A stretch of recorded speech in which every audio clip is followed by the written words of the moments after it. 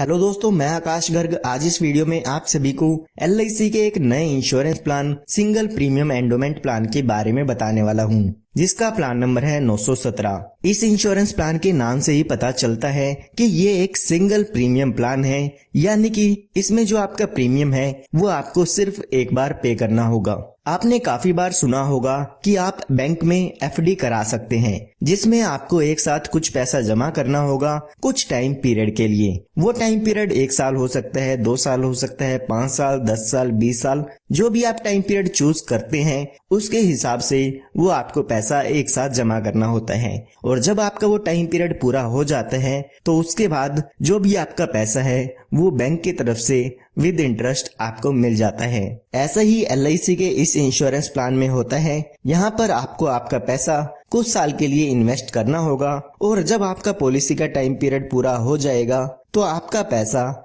With bonus आपको दे दिया जाता है। लेकिन LIC में यहाँ पर आपको इंश्योरेंस कवर भी मिलता है, यानी कि FD का बेनिफिट तो आपको मिलेगा ही मिलेगा, साथ में इंश्योरेंस कवर भी आपको इसमें मिल जाता है। अगर हम बैंक के FD की बात करें तो वहाँ पर आपको इंश्योरेंस का बेनिफिट नहीं मिलता है। तो आइए सबसे पहले जान लेते हैं कि कौन कौन इस पॉलिसी को ले सकते हैं। उसके बाद हम एक एग्जांपल लेके देखेंगे कि इसमें कितना प्रीमियम आपको पे करना होगा और क्या क्या बेनिफिट्स इसमें आपको मैच्योरिटी पर मिल जाते हैं। तो सबसे पहले बात आती है मिनिमम एज की, यानी कि कम से कम कितनी उम्र आपकी होनी चाहिए अगर आप इस इंश्योरेंस प्लान को लेते हैं। तो वो यहाँ पे दी गई है 90 दिन की, यानी कि कोई भी व्यक्ति या बच्चा जिसकी उम्र 90 दिन या 90 दिन से ज्यादा की है वो इस इंश्योरेंस पॉलिसी को ले सकते हैं। उसके बाद बात आती है मैक्सिमम एज की, यानी कि ज्यादा से ज्यादा कितनी उम्र के व्यक्ति इस इंश्योरेंस पॉलिसी को ले सकते हैं। तो वो एज यहाँ पे दी गई है 65 साल की।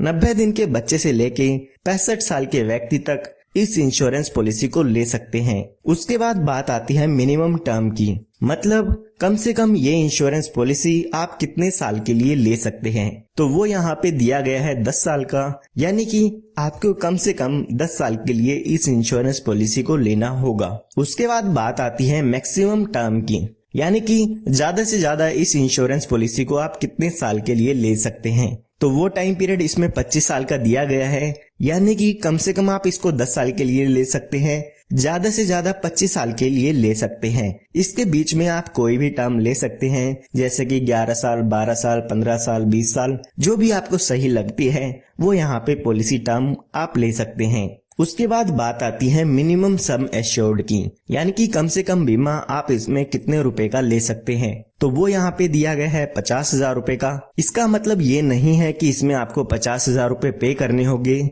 इसके बेसिस पे जो भी आपकी इंश्योरेंस पॉलिसी का प्रीमियम है वो कैलकुलेट किया जाता है। उसके बाद बात आती है मैक्सिमम सम एश्योर्ड की, यानी कि ज्यादा से ज्यादा बीमा आप इसमें कितने रुपए का ले सकते हैं। तो उसके लिए यहाँ पर कोई भी लिमिट नहीं दी गई है। जितने लाख रुपए का बीमा आप इसमें लेना चाहते हैं वो आप यहाँ पे ले सकते हैं। ये आपकी इनकम पे डिपेंड करता है कि ज्यादा से ज्यादा बीमा LIC आपको आपकी इनकम प्रूफ के अकॉर्डिंग कितना देती है। आइए अब एक एग्जाम्पल लेके इस इंश्योरेंस प्लान के बारे में जानते हैं। तो एग्जाम्पल समझने के लिए मान लेते हैं कि आपका जो बच्चा है वो 1 साल का है, उसके लिए आप ये इंश्योरेंस पॉलिसी लेना चाहते हैं। और मान लेते हैं पॉलिसी टर्म हम 25 साल की, यानी कि 25 साल के लिए इस पॉलिसी को आप इसमें लेना चाहते हैं। जो भी इस पॉलिसी का इंश्योरेंस कवर होगा वो यहाँ पर 25 साल के लिए रहेगा। उसके बाद अगर हम बात करें सम एश्योर्ड की, तो यहाँ पर हम मान लेते हैं कि 10 लाख रुपए का बीमा आप इसमें लेना चाहते हैं।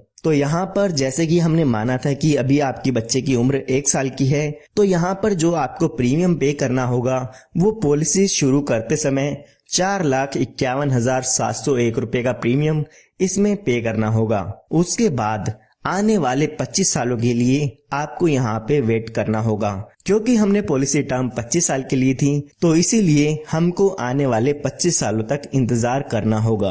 अगर आप 20 साल के लिए पॉलिसी लेते हैं तो आपको 20 साल का वेट करना होगा। इसी तरह से 10 साल की पॉलिसी लेते हैं तो 10 साल आपको यहाँ पे वेट करना होता है। उसके बाद जब आपका ये टाइम पीरियड पूरा हो जाएगा तो उस समय इस पॉलिसी की मैच्योरिटी हो जाती है।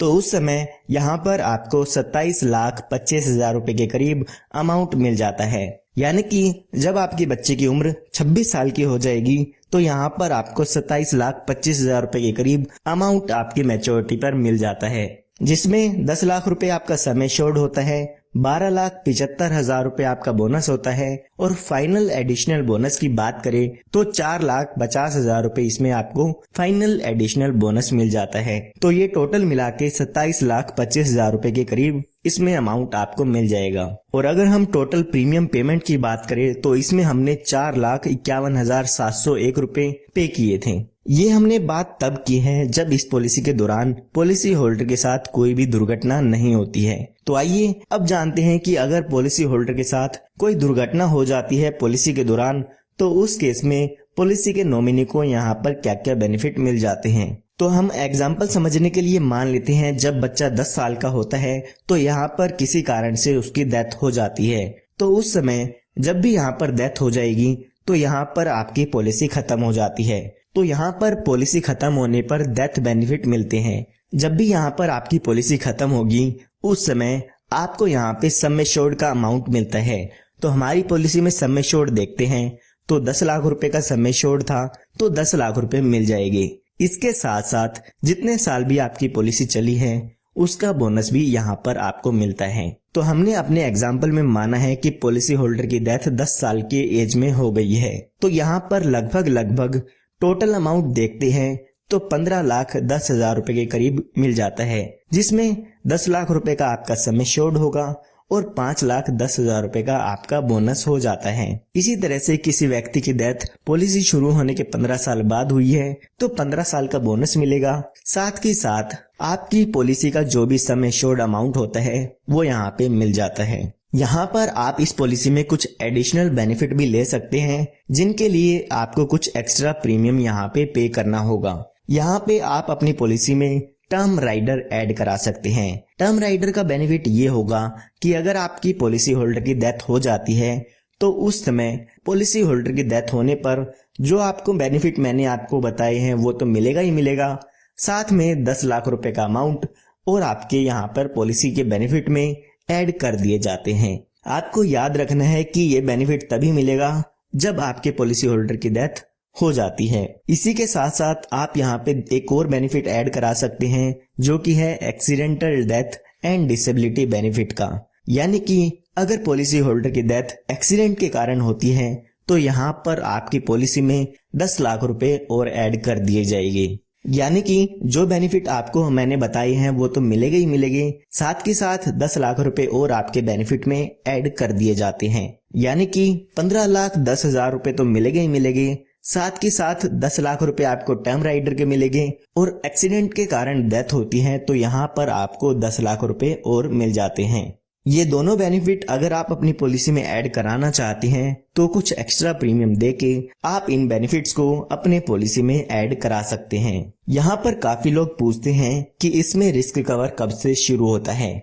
तो उन लोगों को मैं आपको बताना चाहूंगा कि आपकी उम्र या आपके बच्चे की उम्र 8 साल या 8 से ज्यादा की है तो पॉलिसी लेते ही आपकी पॉलिसी का रिस्क कवर शुरू हो जाता है। लेकिन अगर आपके बच्चे की उम्र 8 साल से कम है तो पॉलिसी लेने के 2 साल बाद यहाँ पे रिस्क कवर शुरू होता है, या फिर जब आपका बच्चा 8 साल का हो जाता है तो इस पॉलिसी में आपका रिस्क कवर शुरू होता है। इन दोनों ही कंडीशन में से जो भी पहले पूरी हो जाती है उसके हिसाब से आपकी पॉलिसी में जो है रिस्क कवर शुरू हो जाता है। काफी लोग यहाँ पे ये भी पूछते हैं कि अगर हमारा रिस्क कवर शुरू नहीं हुआ है और उस केस में डेथ हो जाती है तो हमें क्या बेनिफिट मिलता है।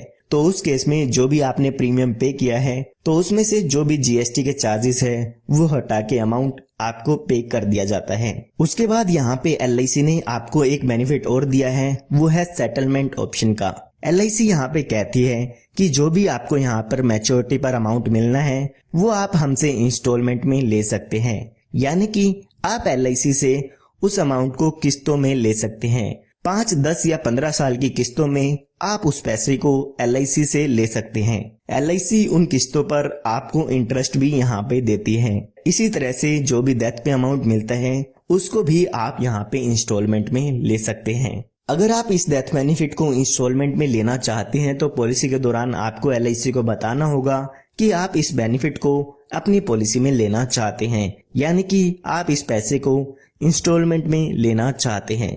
आइए उसके बाद अदर बेनिफिट्स भी जान लेते हैं कि कौन कौन से बेनिफिट इस प्लान में आपको और भी मिल जाते हैं। तो यहाँ पे बात करते हैं एडिशनल राइडर की, यानी कि कौन कौन से और एडिशनल बेनिफिट आप इसमें ले सकते हैं। तो यहाँ पे आप accidental death and disability benefit rider ले सकते हैं, जिसका बेनिफिट मैंने आपको पॉलिसी में बता दिया है। इसी के साथ साथ आप यहाँ पे टर्म राइडर भी ले सकते हैं। उसके बाद अगर हम पॉलिसी लोन की बात करें तो आप अपनी पॉलिसी पर लोन भी ले सकते हैं। पॉलिसी शुरू होने के 1 साल बाद आप अपनी पॉलिसी पर लोन भी ले सकते हैं। उसके बाद यहाँ पे बात आती है सरेंडर की। अगर आप अपनी पॉलिसी को सरेंडर कराना चाहते हैं तो पॉलिसी शुरू होने के बाद कभी भी आप अपनी पॉलिसी को बंद करा सकते हैं। अगर आप पॉलिसी शुरू होने के पहले साल में ही अपनी पॉलिसी को बंद कराते हैं तो जो भी आपने अमाउंट पे किया था उसका लगभग 75% के करीब आपको यहाँ पे अमाउंट मिलता है। इसी तरह से अगर आप दूसरे साल या दूसरे साल के बाद अपनी पॉलिसी को बंद कराते हैं तो लगभग 90% आपको आपके सिंगल प्रीमियम का वापस मिल जाता है। उसके बाद यहाँ पे आपको बेनिफिट मिल जाता है टैक्स बेनिफिट का। तो यहाँ पर जो भी आपका डेथ क्लेम होता है वो इनकम टैक्स से एग्जम्प्ट है, यानी कि उस पर आपको कोई भी टैक्स नहीं पे करना होगा।